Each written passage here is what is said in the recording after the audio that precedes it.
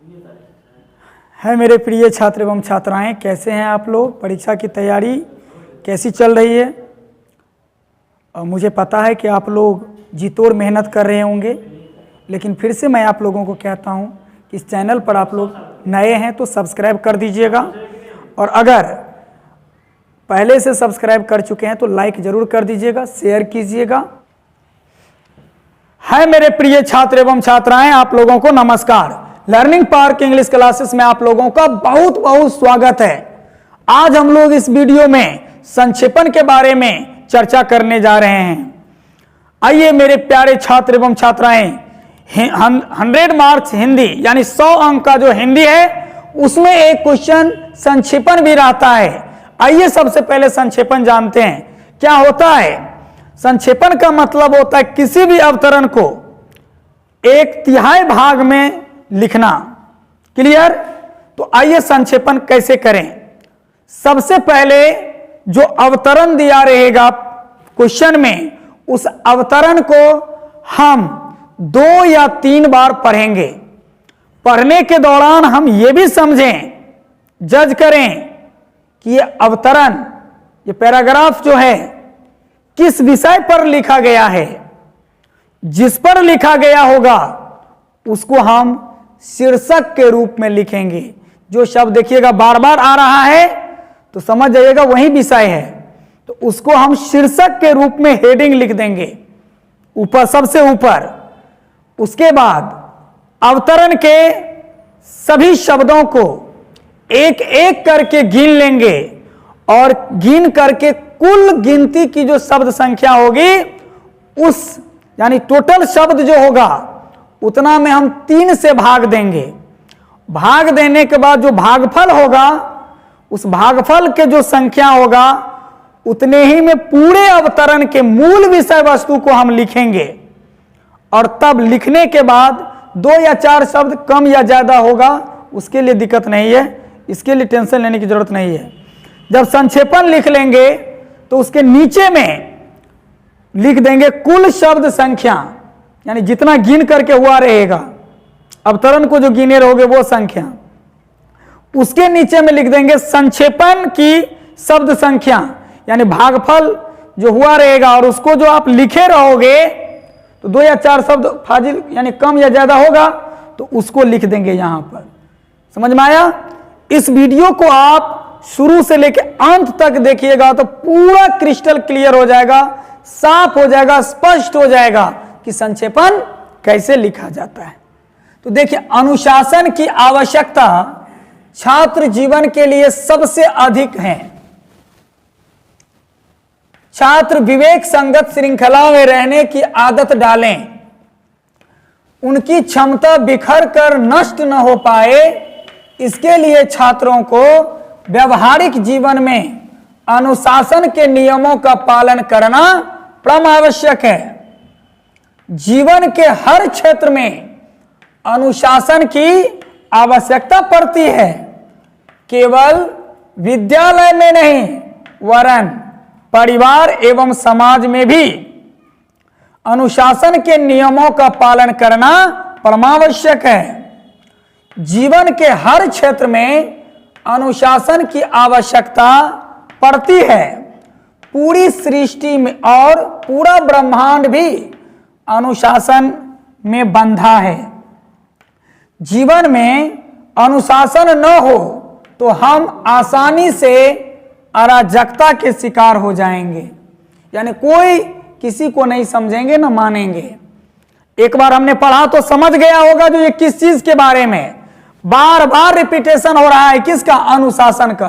देखे होंगे इसमें, और ये 2020 में पूछा गया संक्षेपण है, अवतरण है। ये अवतरण 2020 में दिया गया था, पूछा गया था ये अवतरण। समझ में आया? इनका कहता है संक्षेपण कीजिए। फिर एक बार मैं पढ़ता हूं, अनुशासन की आवश्यकता समझ ही गए होंगे छात्र जीवन के लिए सबसे अधिक है।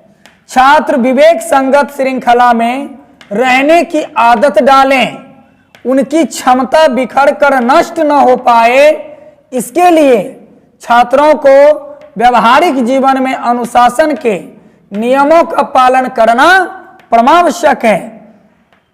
जीवन के हर क्षेत्र में अनुशासन की आवश्यकता पड़ती है। केवल विद्यालय में नहीं वरन परिवार एवं समाज में भी अनुशासन के नियमों का पालन करना परमावश्यक है।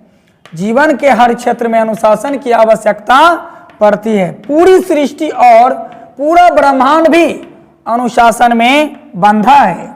जीवन में अनुशासन न हो तो हम आसानी से अराजकता का शिकार हो जाएंगे। समझ में आया? तो समझ गए होंगे कि सभी जगह अनुशासन के महत्व के बारे में बता रहा है, नहीं कि हर जगह अनुशासन की महत्व है। तो यही विषय क्या हो गया? शीर्षक अनुशासन का महत्व। जब सभी शब्दों को मैंने गिना तो 103 शब्द हुआ।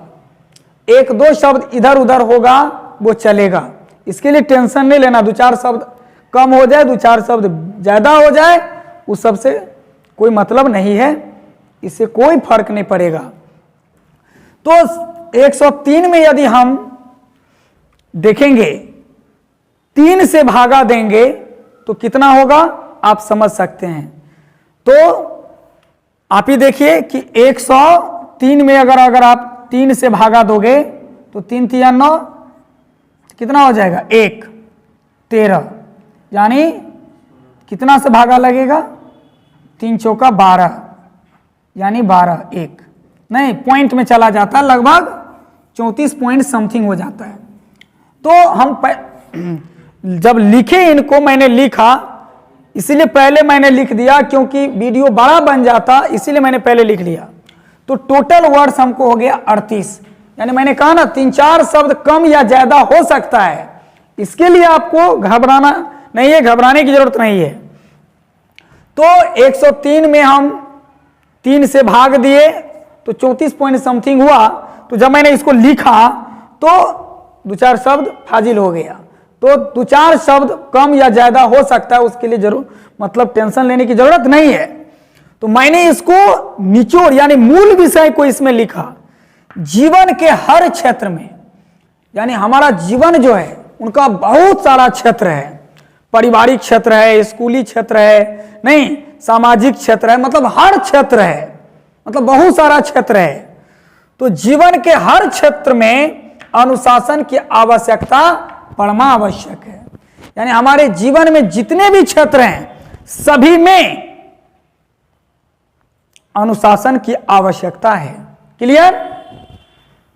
छात्र जीवन, अब ये कौन कौन क्षेत्र है जरा देखिए। छात्र जीवन, पारिवारिक जीवन एवं सामाजिक जीवन में भी अनुशासन का पालन अनिवार्य है।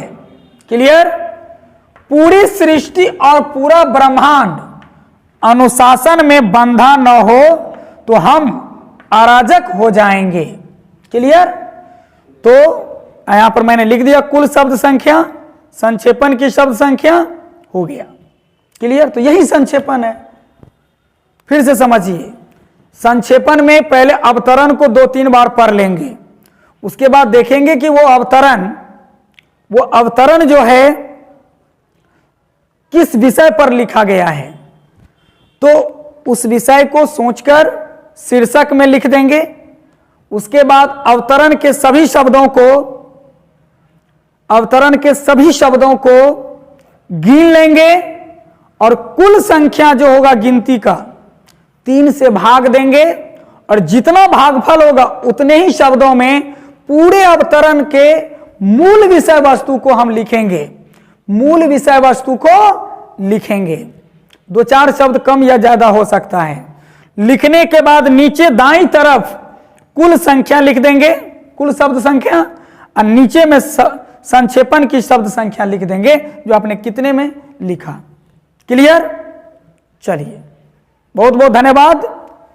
इस वीडियो को अधिक से अधिक जगह शेयर करेंगे ताकि अधिक से अधिक बच्चों को लाभ मिले और आपको भी परीक्षा में बेहतर अंक मिल सके, क्योंकि दूसरे को सहायता करने से आपका भी भला होगा।